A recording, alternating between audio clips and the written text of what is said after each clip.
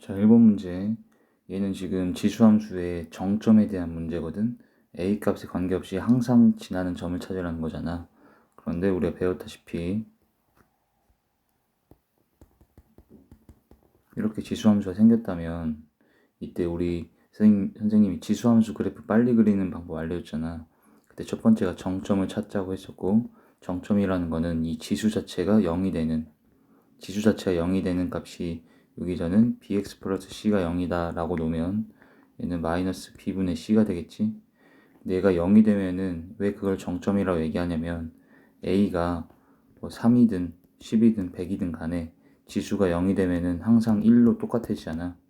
그래서 a 값이 뭐든지 상관이 없다. 관계없이 얘는 지수 자체가 0이 되면 1이 되지 않니. 그래서 정점은 마이너스 b분의 c, 그 다음에 얘를 여기다가 대입해서 대입하면은 여기가 0이 됐겠지. 그럼 얘는 1이니까 d 플러스 1이다. 그런데 이걸 외우라는 건 아니고 우리가 외워야 되는 건 정점은 지수가 0이 되는 값을 꼭 찾아주자 라고 기억하시고, 그걸 대입을 해서 y 값을 구하면 되겠고, 그 다음 두 번째, 점근 선생님이 그래프 그릴 때 찾자고 했었는데 점근선은 쉽게 여기서 이 지수 덩어리 요거 자체를 그냥 지워버리면 y는 d만 남는데 얘가 그대로 점근선이라 얘기했고, 세 번째는 증간지 감소인지를 그래프를 그려주는 거. 자, 이거 다 수업 시간에 배웠었지. 그래서 잠깐 선생님 개념 설명을 한 거고, 여기서는 어쨌든 정점 찾으려 했기 때문에 이 지수가 0 되는 값, 그러니까 여기는 2를 넣어줘야 되겠지. 얘는 2, 대입하면 a의 0승이면 얘는 1이니까 2가 되겠네. 그래서 얘는 답이 4가 되겠다. 자, 2번은 지금 fx가 a x승이고 얘가 b x승이지. 우리 지수 법칙에 따르면 얘 자체는 b분의 a의 x승이라고 써도 되는 거잖아. 그런데 a가 1보다 큰 상태고 얘는 0과 1 사이지. 그럼 얘 자체를 a 곱하기 b분의 1의 x승이라 써도 상관이 없지 않니? 그런데 0과 1 사이에 있는 수에 얘가 역수잖아. 0과 1 사이에 있는 건 역수 취하면 1보다 커지지. 그러니까 얘도 1보다 크고 얘도 1보다 큰 상태이기 때문에 두 개 곱하면 이 전체 밑은 1보다 큰 상태의 밑 상태가 될 거고, 그럼 1보다 큰 상태의 밑을 갖는 지수함수는 답이 3번이 되겠지. 자, 그 다음에 3번은 얘는 우리가 지금 AB 길이를 구하라고 하면 이 AB는 x축하고 평행한 상태잖아. 그러면 이제 원래는 여기 A의 x좌표와 B의 x좌표를 빼면 구해지겠지. 무슨 말인지 알겠지? 이거 예를 들어서 2고 4면 이 길이는 2라고 얘기하는 거잖아. 이 x좌표 길이 빼서 구하면 되는데 얘는 그냥 우리가 그래프의 평행이동 내용 자체를 알고 있는지에 대한 문제고, 지금 3의 x승하고 3의 x-3승을 비교하면 얘 자체를 x축 방향으로 3만큼 평행이동 시킨 게 얘잖아. 그러니까 평행이동, 말 그대로 평행이동이라는 거는 지금 x축 방향으로 오른쪽으로 3칸 딱 당겨졌다는 얘기거든, 얘 자체를. 그러면 x축과 평행하게 선생님이 그어 보면은 지금 이 선분들의 길이는 모두 다 3이다가 되겠지. 지금 얘를 자체를 3만큼 평행이동 오른쪽으로 한 거기 때문에 x축으로 선생님 평행한 선분을 긋게 되면 이 앞에 거랑 뒤에 거 사이에 이 간격 길이는 무조건 다 3이다가 돼야 되는 거야. 어디서 긋든 간에.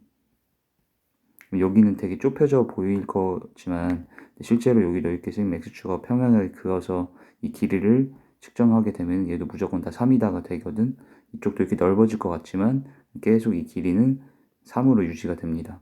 그래서 어쨌든 이 길이들은 모두 다 3이다가 되는 거라서 답은 9다가 되겠다.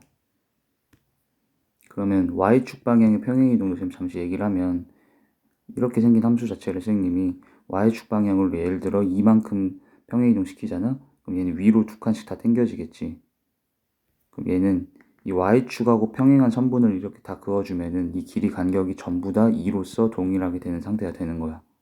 자, 이거 이해되죠? 자, 4번 문제도 마찬가지. 2의 x승 자체를 x축의 방향으로 a만큼 평행이동 시킨 상태지. 그럼 방금 쌤이 얘기했다시피 이 x축과 평행한 선분을 어디에서 그어보든 간에 선생님이 지금 긋는 이 선분의 길은 모두 다 x축하고 다 평행할 때 전부 a가 돼야 된다 이 말이야. 그래서 지금 이 b부터 c까지 길이도 당연히 a가 되겠지. 그러면 이 지금 BC 길이를 가로 길이로 보고 세로 길이는 A를 이 지수함수에다 대입하면 이 B의 Y좌표가 2의 A승이잖아. 그럼 이게 세로 길이가 되겠고 A 곱하기 2의 A승이 지금 64다가 나오겠네. 그런데 이때 일반적으로 저기 CF하고 한 개 필기해두자고. 이런 지수 덩어리하고 얘는 1차 다항식, 다시 얘는 A에 대한 1차식이지, 이건 A에 대한 지수식이잖아. 그랬을 때 일반적으로는 다항과 지수가 곱해진 이런 꼴에 얘는 예를 들어 뭐 C라는 숫자라고 해서 이런 방정식은 해를 구할 수가 없거든. 다시 다항과 다항식과 이런 지수식이 섞여 있는 거에서는 이런 방정식에서 해를 원래 일반적으로는 구할 수가 없어. 일반적으로. 근데 이렇게 특수한 경우들은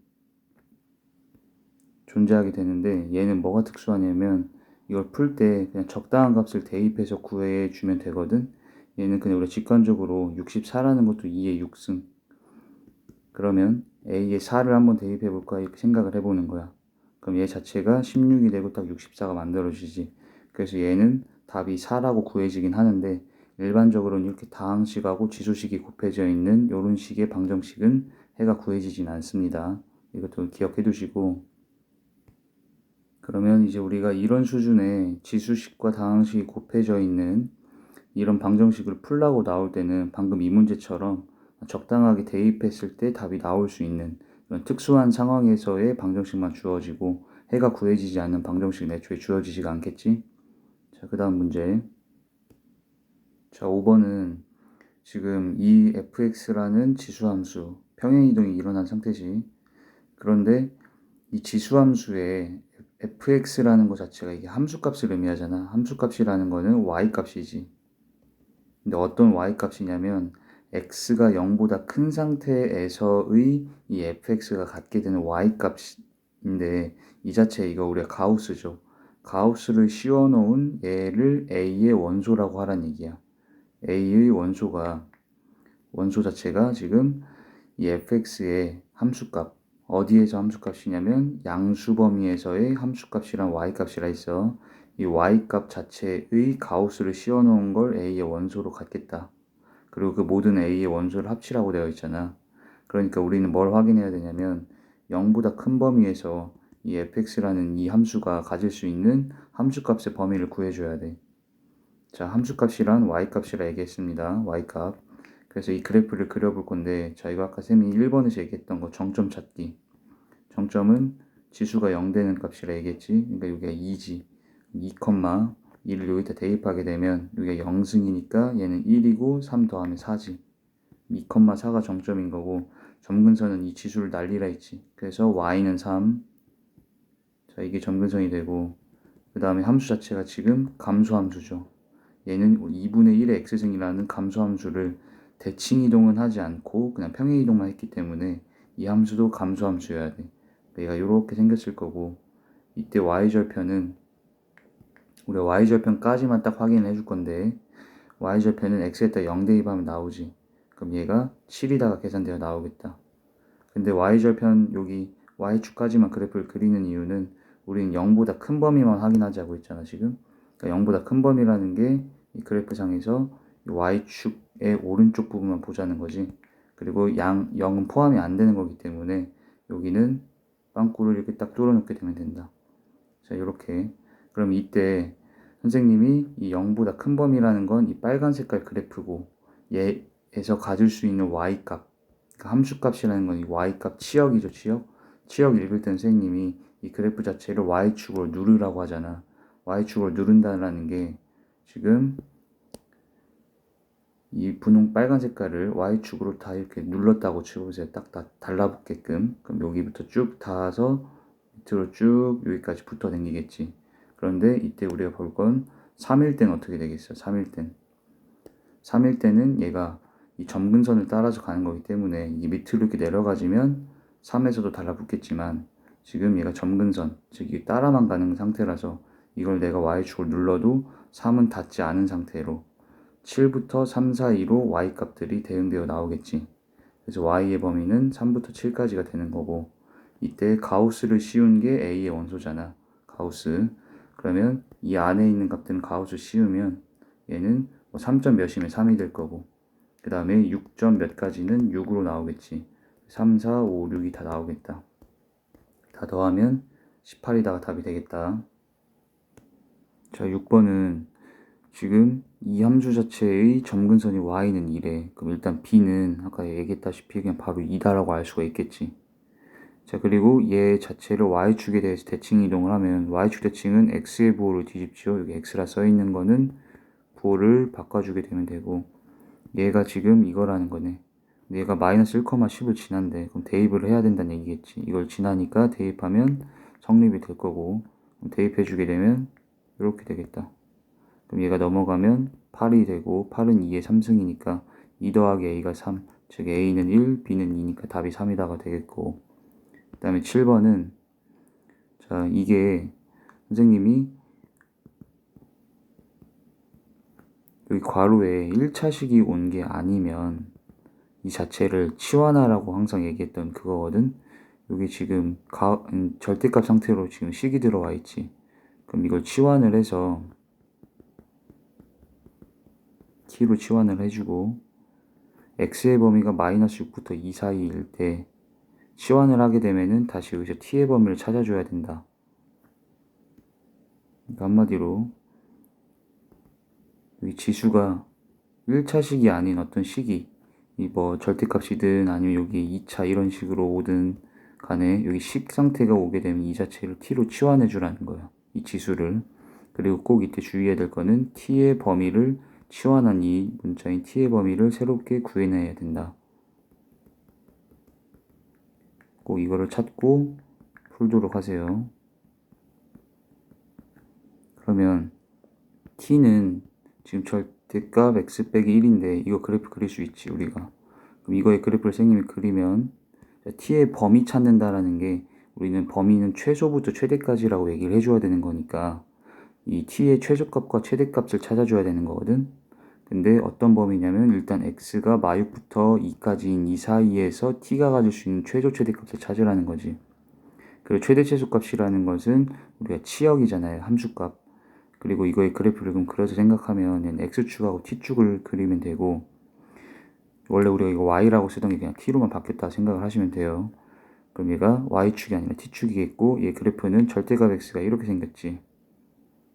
그리고 얘를 지금 t축으로 마이너스 1만큼 평행이동 시킨 거야. 그러니까 얘는 이렇게 생겼겠다. 그리고 우리가 보는 범위는 마이너스 6부터 2까지잖아. 마이너스 6은 조금 더 얘가 멀리 떨어져 있고 2는 좀 더 가까이 있겠지.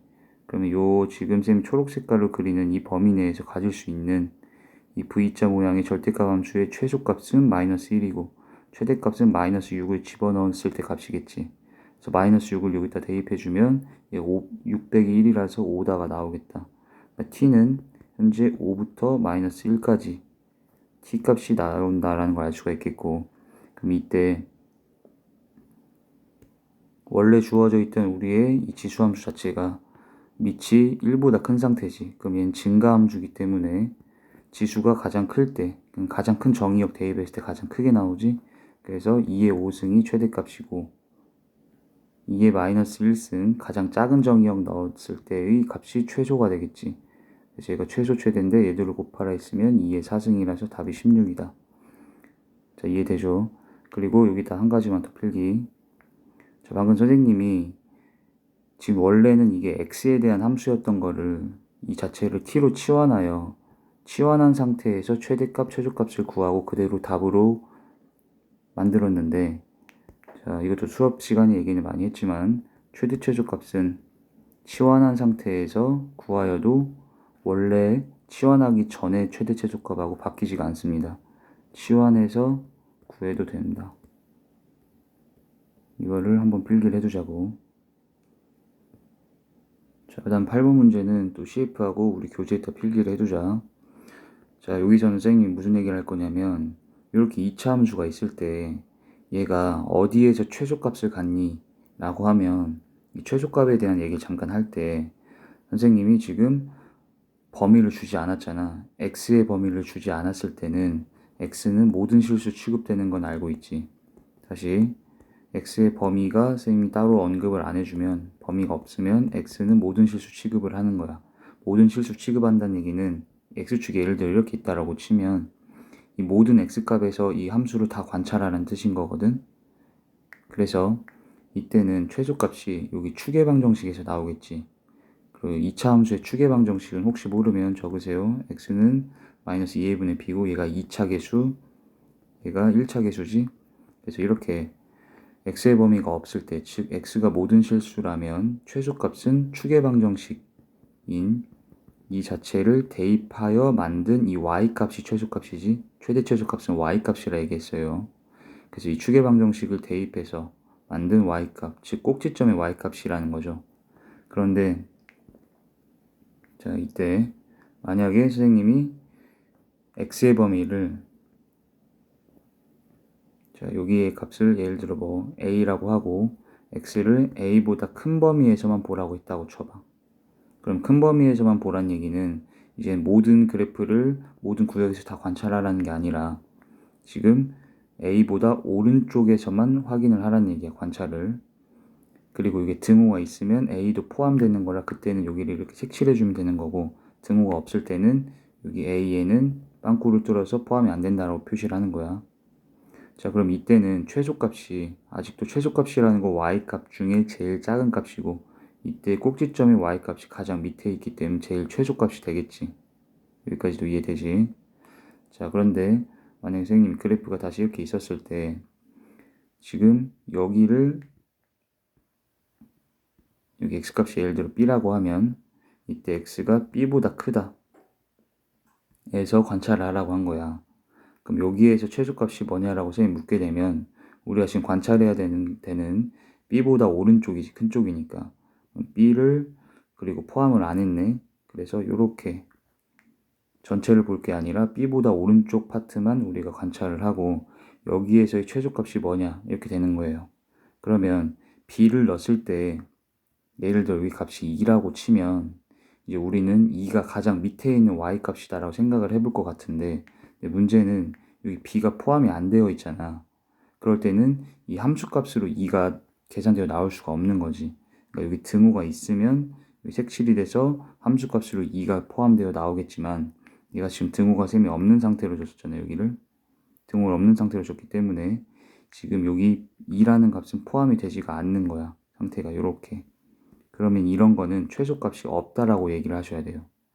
이보다 아주 살짝 큰 값이 이제 우리가 최소값이라 얘기를 하면 될 것 같다만, 이보다 아주 살짝 큰 값은 우리가 수치로서 얘기를 딱 할 수가 없는 거거든. 2.0001 이렇게 얘기할 수가 없는 거잖아. 사실 얘보다 더 2에 가까운 숫자는 있는 거니까 2.00000이 더 붙은 상태에서, 그러니까 한마디로 얘기를 할 수 없다라는 거야, 결론은. 그러니까 이렇게 된 상태에서는 최소값이 없다라고 얘기를 하셔야 된다는 거야. 그럼 이 개념을 조금 더 확장을 시키면 여기 만약에 등호가 있으면은 최소값은 존재하는 거야. 이때는 등호 있으면 여기 최소값은 2가 되는 거야. 등호 있을 땐. 등호 없을 때는 여기 최소값이 없다라고 얘기하는 게 맞고. 자, 그러면 그래프를 조금 더 그려볼게.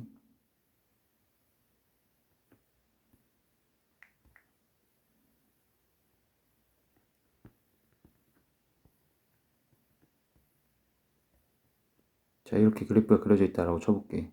자, 그러면 우리가 보는 게 이게 A고 예를 들어 B라고 하면 X는 A랑 B 사이만 관찰하게 되는 거지, 그래프 자체가. 지금 등호가 없기 때문에 여기 색칠을 안 한 상태예요. 두 개 다. 자, 그랬을 때 이 그래프의 최대값과 최소값을 구하라고 하면 최대값은 지금 가장 높이 올라가 있는 y값이 여기가 3이지.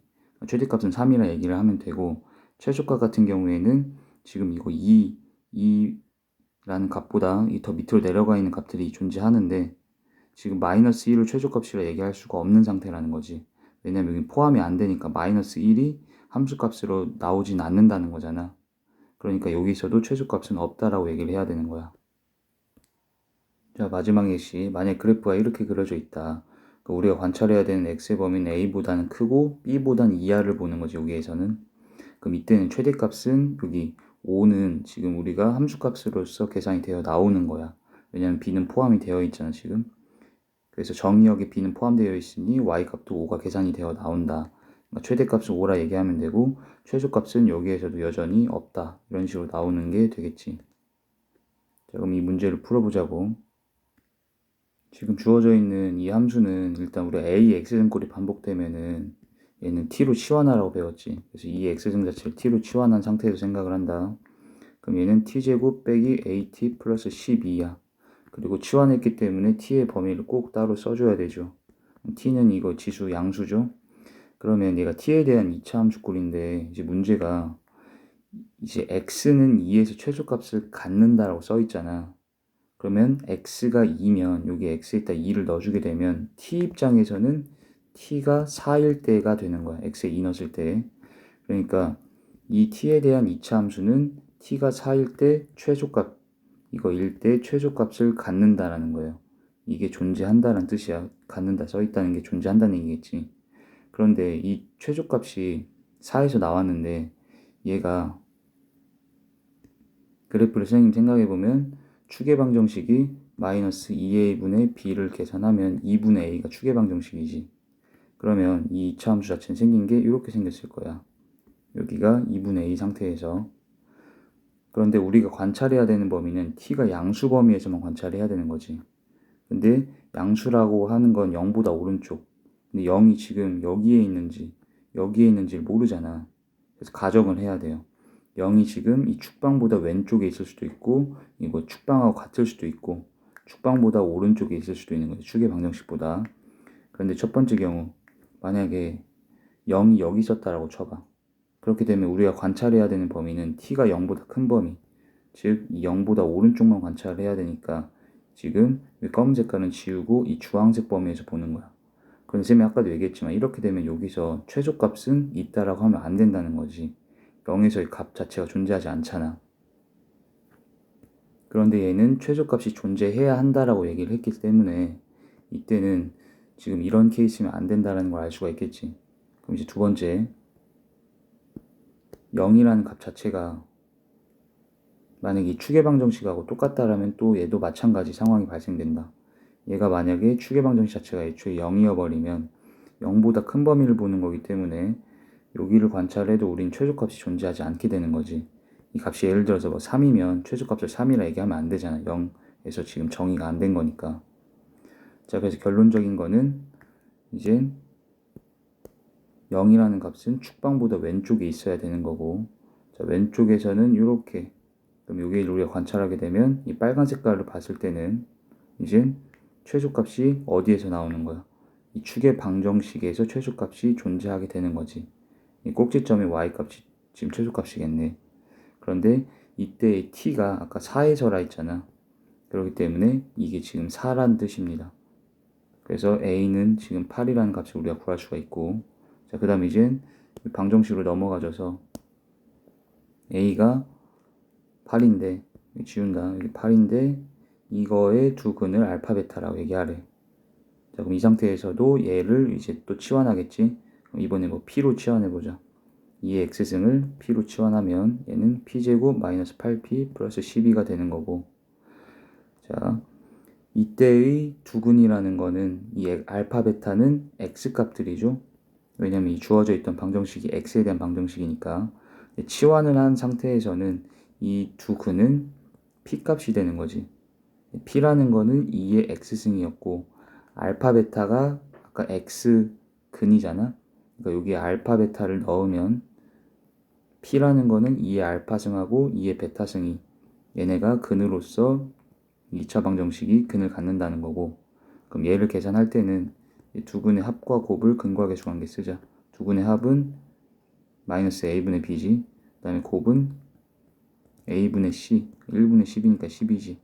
근데 얘는 우리가 곱셈 공식 변형에 의하면 얘 자체는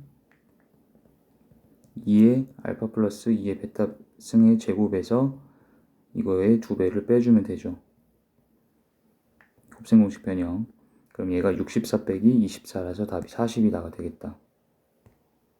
자, 그 다음 문제는 이렇게 연립골의 방정식을 풀 거고, 이런 거는 치환해서 풀면 됩니다. 치환해서 풀고 그 다음에 여기 플러스 2승, 마이너스 1승, 여기 뒤에 플러스 1승, 마이너스 1승 이런 것들은 전부 다 지수 법칙을 사용해서 앞으로 다 떨궈주고 저는 푸는 거야. 플러스 2승이라는 거는 얘가 사실 2의 x승에다가 2의 제곱을 곱한 거잖아. 그러니까 이게 지금 4 곱한 거지.